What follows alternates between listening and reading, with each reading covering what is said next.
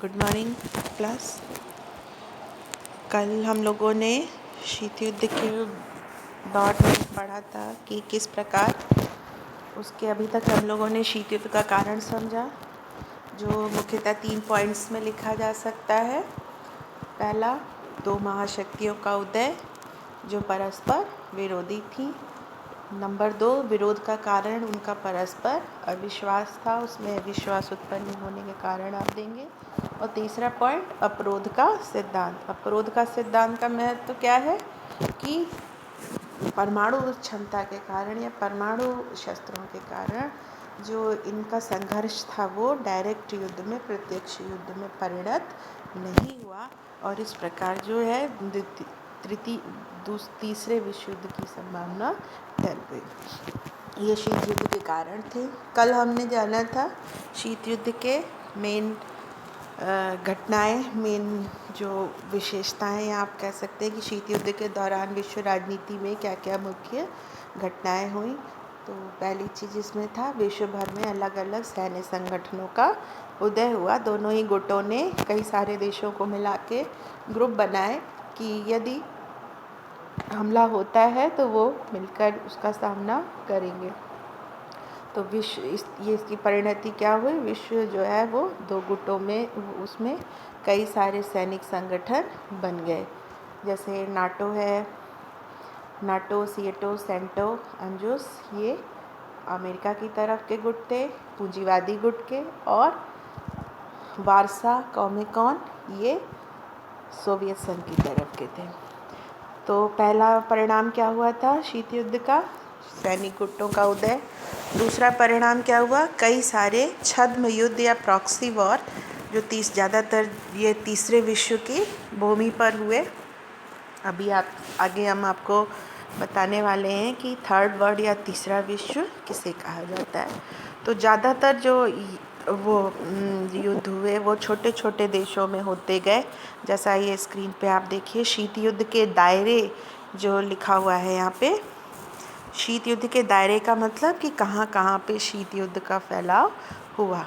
तो ये जो शीत युद्ध के दायरे हैं, इसमें जो मेन जो बड़े युद्ध हुए, ऐसे युद्ध, ये एक बेसिक फंडामेंटल जो अपने ध्यान में रखिए, जब भी 2 छोटे देश आपस में लड़े तो परोक्ष रूप से महाशक्तियाँ उन्हें सहायता दे रही थी। वो स्वयं नहीं लड़ती थी, लेकिन इन दोनों में से किसी एक पक्ष को सहायता देती थी लड़ने में कि आप लड़िए, हम सहायता करेंगे। उस प्रकार पीछे से दोनों महाशक्तियाँ आमने सामने आ जाती थी। जैसे जब कोरिया का युद्ध हुआ, तो स्क्रीन पे आइए देखिए, जब ये कोरिया का युद्ध हुआ तो उस वक्त नॉर्थ कोरिया की तरफ से चीन था, सोवियत संघ था, और दक्षिण कोरिया की तरफ से अमेरिका। इसी तरीके से बर्लिन पूर्वी जर्मनी पश्चिमी जर्मनी में बढ़ गया। पश्चिम जर्मनी पूंजीवादी संगठन से सहयोग उसको मिला, पूर्वी जर्मनी को यूएसएसआर से। इसी तरह से कांगो में हुआ, वियतनाम, अफ़गानिस्तान में पुनः ये तो इस तरीके से शीत युद्ध के जो दायरे, मतलब कहाँ कहाँ शीत युद्ध के दायरे का मतलब है कहाँ कहाँ पे शीत युद्ध के हमें संकेत देखने को मिले। तो ये हम वही देख सकते हैं जहाँ पे मुठभेड़ की स्थिति, संघर्ष जो है वो हुआ। लेकिन जो मेन चीज़ है, युद्ध जो है वो शीत था, मतलब आइस्ड जमा हुआ था। विश्व जो है वो परमाणु युद्ध से बचा रहा। जो मेन संकट था वो क्या था, परमाणु युद्ध से विश्व बचा रहा। और जो ये वैमनस्य है वो पूरी दुनिया को अपने लपेट में नहीं ले पाया। ये बहुत ही इम्पॉर्टेंट चीज़ है। इसमें ये जो इस चीज़ को जानना है कि जो युद्ध का विस्तार नहीं हो पाया, ये जो शीत युद्ध का जो संघर्ष था छोटे छोटे देशों में, ये बड़ा रूप क्यों नहीं लेने पाया, क्योंकि इसमें ये महाशक्तियों को इस बात का आभास था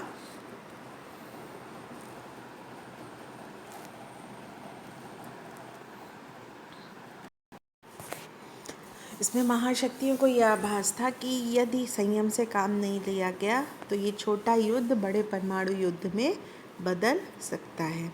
क्यूबा संकट, इसमें क्यूबा संकट को क्यों महत्वपूर्ण माना जाता है, क्योंकि क्यूबा संकट के दौरान ही, उसके बाद ही यह चीज़ खुल के सामने आई। दोनों महाशक्तियों के नेताओं ने महसूस किया कि हमें जो है संयम से काम लेने की ज़रूरत है, और इसलिए कि जो शीत युद्ध है वो फैलने ना पाए।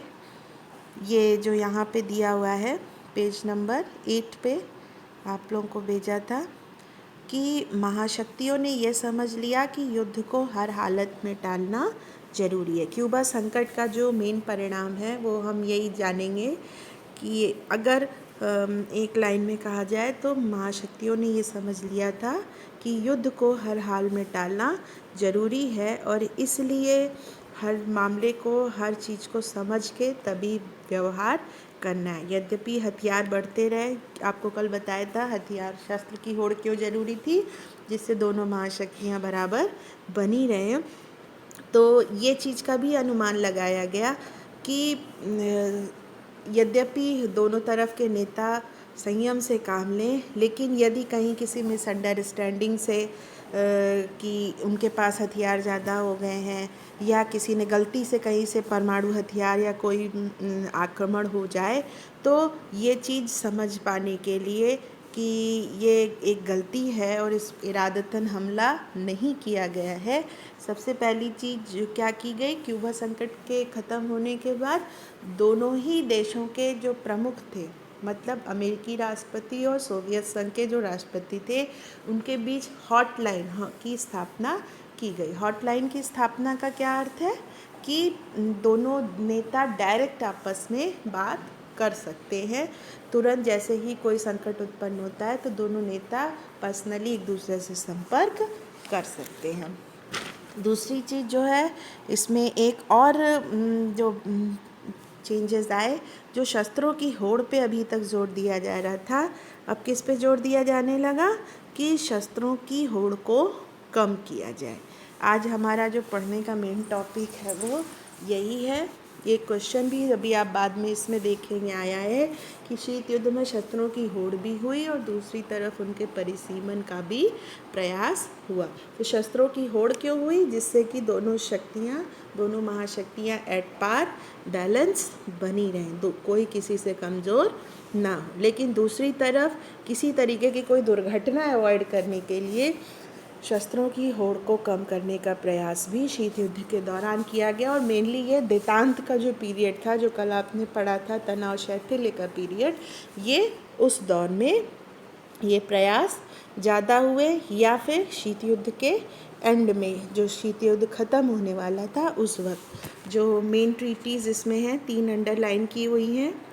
पहला परमाणु परीक्षण प्रतिबंध संधि, परमाणु अप्रसार संधि और परमाणु प्रक्षेपास्त्र परिसीमन संधि। ये तीनों संधियाँ देतांत के दौरान हुई। इसे तनाव शैथिल्य का एक परिणाम कहा जाता है, और या फिर इसे आप क्यूबा संकट के परिणाम में भी लिख सकते हैं। जो अगर एक क्वेश्चन बन सकता है, ये जो पेज आप देख रहे हैं, सीमित परमाणु परीक्षण या शस्त्र नियंत्रण से संबंधित जो प्रयास हुए शीत युद्ध के दौरान, उसको 2 भागों में बांटेंगे। पहला है परमाणु शस्त्रों का परिसीमन, और दूसरा है पारंपरिक हथियारों का। 2 मुख्य प्रकार था, पहला परमाणु हथियार और दूसरे पारंपरिक हथियार। तो जो परिसीमन के प्रयास हुए, वो परिसीमन का मतलब अस्त्रों को सीमित करना, उनकी सीमा बांध देना, उसे परिसीमन कहा गया, लिमिटेशन। तो दोनों ही प्रकार के जो परमाणु शस्त्र थे उनको भी कम करने का प्रयास किया गया, और पारंपरिक शस्त्रों को भी कम करने का प्रयास किया गया। परमाणु शस्त्र संबंधी जो 2 मुख्य ट्रीटी का मतलब संधि, समझौता, जो परमाणु शस्त्रों को कम करने संबंधी जो मुख्य समझौता जो था वो क्या है, पहला सीमित परमाणु परीक्षण संधि और दूसरा परमाणु अप्रसार संधि। सीमित परमाणु परीक्षण संधि और परमाणु अप्रसार संधि, इसमें ये जो दूसरी वाली है NPT, ये ज़्यादा महत्वपूर्ण है। सीमित परमाणु परीक्षण संधि क्या करती है, इसको आप पढ़िए। वायुमंडल, बाहरी अंतरिक्ष, पानी के अंदर, वायुमंडल के ऊपर, बाहर वायु अंतरिक्ष में, पानी के अंदर परमाणु हथियारों के परीक्षण पर प्रतिबंध लगा, ये संधि जो है वो प्रतिबंध लगाती है कि परमाणु हथियार संबंधी कोई भी परीक्षण इन तीनों जगहों पर नहीं हो सकती।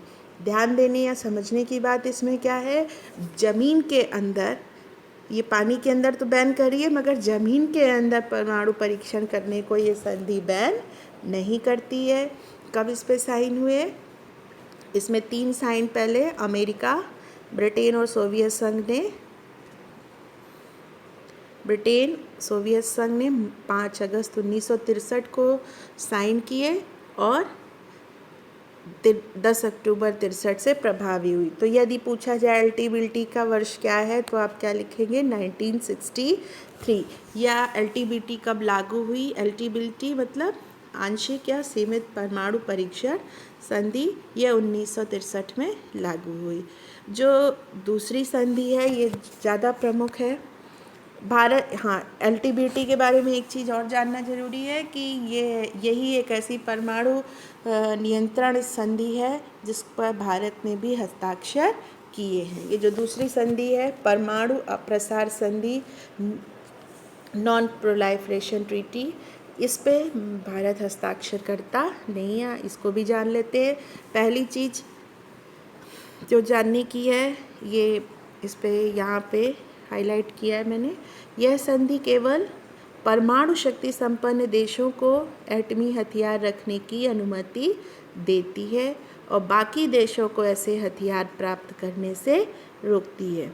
यह संधि ये जो एनपीटी थी, परमाणु अप्रसार संधि, उसमें क्या प्रावधान किया गया कि ये जो डेट मैंने हाईलाइट की है 1 जनवरी 1967, तो जिन देशों ने 1 जनवरी 1967 से पहले परमाणु हथियार संबंधी परीक्षण कर लिया है, परमाणु हथियार बना लिए हैं, वो एटमी हथियार रख सकते हैं। एटमी मतलब परमाणु हथियार बना सकते हैं। उनके अलावा कोई अन्य देश कभी भी परमाणु हथियार का परीक्षण नहीं करेगा और ना वो परमाणु अस्त्र रखेगा। ये एक मुख्य मोटा प्रावधान एनपीटी का, परमाणु प्रसार संधि का था। तो 19 इसकी जो परिभाषा के अंतर्गत है, जो इसका क्राइटेरिया बनाया गया 1 जनवरी 1967, तो उसके पहले बस ये जो देश है जिनका मैंने कल भी आपको नाम बताया था, अमेरिका, सोवियत संघ, बाद में रूस, ब्रिटेन, फ्रांस और चीन, यही 5 देश जो हैं ये 1 जनवरी 1967 के पहले परमाणु परीक्षण कर चुके थे। तो इस ट्रीटी को मानने का परिणाम क्या होता कि इन्हीं 5 देशों को परमाणु हथियार बनाने का, रखने का हक है, अधिकार होगा और बाकी कोई भी देश कभी भी परमाणु परीक्षण नहीं कर सकता। ये संधि जो है वो 1 जुलाई को साइन की गई और 1970 से प्रभावित हुई। तो यदि पूछा जाए एनपीटी कब से लागू हुई, तो क्या डेट देंगे आप, 1970 से प्रभावी हुई। और ये 1970 में 30 साल के लिए इसे रखा गया था कि अब ये 30 साल के लिए लागू रहेगी। तो उसके बाद जो है 25 साल के लिए प्रभावी रहेगी। और 1995 में जब इसके 25 साल पूरे हुए तो 1995 में इसका फिर से रिन्यूअल कर दिया गया। जैसे आप लोग लाइब्रेरी में बुक लीजिए तो 1 हफ्ते बाद उसका फिर से री इशू कर दी जाती है। तो 1995 में पुनः इसे लाभकारी पाते हुए इसको रिन्यूअल कर दिया गया। और कब तक के लिए रिन्यूअल कर दिया गया, अनियत काल के लिए। अनियत मतलब अब कोई टाइम, पहले तो 25 वर्ष का टाइम रखा गया था कि इसके सब इफ़ेक्ट जाने जाएंगे, लेकिन 1995 1995 के बाद इसे अनिश्चित काल के लिए बढ़ा दिया गया है। मेन चीज़ जो हमें जानने की है वो ये है कि भारत ने इस पे साइन हस्ताक्षर नहीं किए। यद्यपि भारत पहले देशों में था जो परमाणु निरस्त्रीकरण की मांग करता था, और इसीलिए उसने एलटीबीटी पर साइन भी किए थे, मगर परमाणु प्रसार संधि को विभेदकारी मानते हुए, उसे भेदभावपूर्ण मानते हुए उस पर साइन नहीं किए। क्यों? अगर भारत उस पर हस्ताक्षर कर देता, इस संधि को मान लेता, तो भारत कभी भी अपना स्वयं का परमाणु हथियार या परमाणु परीक्षण करने से वंचित हो जाता। ठीक है, तो इसमें क्वेश्चन में ये आ सकता है, दो इसके शॉर्ट भी क्वेश्चन बन सकते हैं, 1 नंबर 2 नंबर के भी बन सकते हैं, कि आपसे डेट पूछ सकते हैं, किसने साइन नहीं किए, ये बहुविकल्पी में आ सकता है। कौन कौन इसके एनपीटी के हिसाब से कौन परमाणु संपन्न देश हैं, ये पूछ सकते हैं। कब इसे अनिश्चित काल के लिए बढ़ाया गया, या फिर 5 नंबर या 4 नंबर या 5 नंबर में एनपीटी पे एक शॉर्ट टिप्पणी भी आ सकती है। ये दोनों संधियाँ एलटीबीटी और एनपीटी ये परमाणु शस्त्रों के परिसीमन से संबंधित थी। इसके बाद ये हम लोग अभी क्या पढ़ रहे हैं, ये हम लोग शस्त्रों की होड़ पर रोक लगाने के प्रयास जो शीत युद्ध के दौरान या उसके बाद हुए, उसको पढ़ रहे हैं, जो किसका जो देतांत के पीरियड में हुए, क्यूबा संकट के पश्चात। अब जो पारंपरिक हथियार थे, परमाणु शस्त्र से पहले भी जो हथियार, पारंपरिक हथियार जो इससे पहले भी युद्ध लड़ा जाता था, तो इसमें आपके परंपरागत बम, हथियार और प्रक्षेपास्त्र भी आ जाते हैं। प्रक्षेपास्त्र का मतलब क्या होता है? हथियारों को ले जाने का वाहन। जैसे हमने बहुत अच्छे से अच्छा बम बना लिया, लेकिन यदि उसे हमें अपने शत्रु देश तक पहुंचाने की क्षमता नहीं है, तो उस बम का कोई उपयोग नहीं है। तो जितना ज़रूरी, जितना महत्वपूर्ण एक हथियार बनाना है, उतना ही महत्वपूर्ण उस हथियार को ले जाने वाला वाहन, अर्थात जिसे हम मिसाइल कहते हैं या प्रक्षेपास्त्र कहते हैं। तो ये हथियारों की मात्रा और प्रक्षेपास्त्रों की मात्रा, इन सब पे जो संधियों पे वार्ता के द्वारा हस्ताक्षर हुए, ये सबसे पहले जो है साल्ट 1 और साल्ट 2, यहाँ मैंने अंडरलाइन किया है, साल्ट 1 और साल्ट 2 हुए। और इसके बाद इन्हीं से प्रेरित होकर पहले इसके बारे में जान लेते हैं, तब आगे बताते हैं। साल्ट 1, इसको हिंदी में कहेंगे सामरिक अस्त्र परिसीमन वार्ता और स्ट्रेटजिक आर्म्स लिमिटेशन टॉक्स। तो साल्ट 1 जो था, उसका पहला चरण कब हुआ? 1969 नवंबर में। इसमें ये जो है, इसमें 2 तरीके की संधियाँ की गई। परमाणु मिसाइल परिसीमन संधि, जिसे शॉर्ट में ABM ट्रीटी कहते हैं, एंटी बैलिस्टिक मिसाइल ट्रीटी, और दूसरा सामरिक रूप से घातक हथियारों की।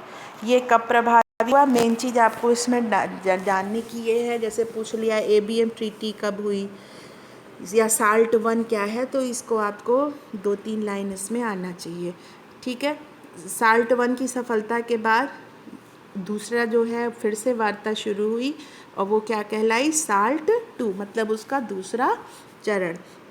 यह भी जो है 1972 में इस पे साइन हो गए, लेकिन 1979 में भी आप आगे पढ़ेंगे, जब सोवियत संघ ने अफ़गानिस्तान पे हम अपनी सेना भेज दी, तो जो अमेरिकी राष्ट्रपति थे, उन्होंने इस संधि को आगे मानने से इनकार कर दिया, इसे रेटिफाई नहीं किया। तो सबसे पहले साल्ट 1 और साल्ट 2 संधि हुई शीत युद्ध के दौरान, और उसके बाद स्टार्ट 1 और स्टार्ट 2, जो उसी के आगे का चरण था, strategic arms reduction treaty 1, strategic arms reduction treaty 2, सामरिक अस्त्र न्यूनीकरण संधि 1, सामरिक अस्त्र न्यूनीकरण संधि 2। इसको आप सीधे स्टार्ट 1 स्टार्ट 2 भी करके याद कर सकते हैं। स्टार्ट 1 जो है वो जुलाई 91 में घातक हथियार जो है उनके, इसमें दो तरीके के हथियार आपको पहले ही बता चुके हैं, एक तो अस्त्रों पे और उनको ले जाने वाले प्रक्षेपास्त्र। और एंटी बैलिस्टिक मिसाइल का अर्थ क्या था कि यदि एक इस तरीके के भी हथियार होते हैं कि जैसे किसी ने हमारे ऊपर आक्रमण किया तो एक ढाल के रूप में एंटी बैलिस्टिक मिसाइल को यूज़ करेंगे, जिससे कि जो हमलावर मिसाइल है उसका दिशा बदली जा सके और वो हमारे देश पर आक्रमण ना कर सके। तो इस प्रकार जो है स्टार्ट 1 और स्टार्ट 2 के जरिए भी हथियारों को, मिसाइलों को कम करने का प्रयास शीत युद्ध के दौरान किया गया। तो कल आपको कुछ क्वेश्चन भेजे गए थे। एक सजेशन है मेरा कि जो लेक्चर वीडियो जा रहा है एक बार उसे ध्यान से सुने और अपने हाथ में एक रफ कॉपी और पेन लेके बैठे, जो मेन पॉइंट्स बोलते हैं जैसे पहला ये हुआ, दूसरा ये हुआ, उसे नोट करते जाइए। और जो उत्तर लिखेंगे भले, क्योंकि आपको पैटर्न पता है एग्ज़ाम का, 11th में आप पैटर्न देख चुके हैं, तो ज़्यादा लिखने की आवश्यकता नहीं, लेकिन जो लिखेंगे वो पॉइंट वाइज और हेडिंग बना के साफ़ सुथरा लिखेंगे तो उसमें मार्क्स ज़्यादा मिलते हैं। तो प्रयास ये करिए कि पॉइंट्स को नोट कर लीजिए लेक्चर से, और अपना जो ये किताब का मटेरियल भेजा गया है या जो लेक्चर में ही जो पॉइंट्स लिखे आप उतना भी लिखेंगे तो आपका काम अच्छे से चल जाएगा। तो उसको सुनते समय हाथ में कॉपी पेन लेके बैठिए और मेन पॉइंट्स रफ पे नोट करते जाइए और समझ के फिर उसे फेयर करिए। आज यहीं पे ख़त्म कर रहे हैं। अगर जो क्वेश्चंस मैंने कल भेजे थे उसमें से कुछ नहीं समझ आया है तो उसे आप पूछ सकते हैं, उसे हम सॉल्व करने का प्रयास करेंगे। आज यहीं पे बंद कर रहे हैं। Thank you class.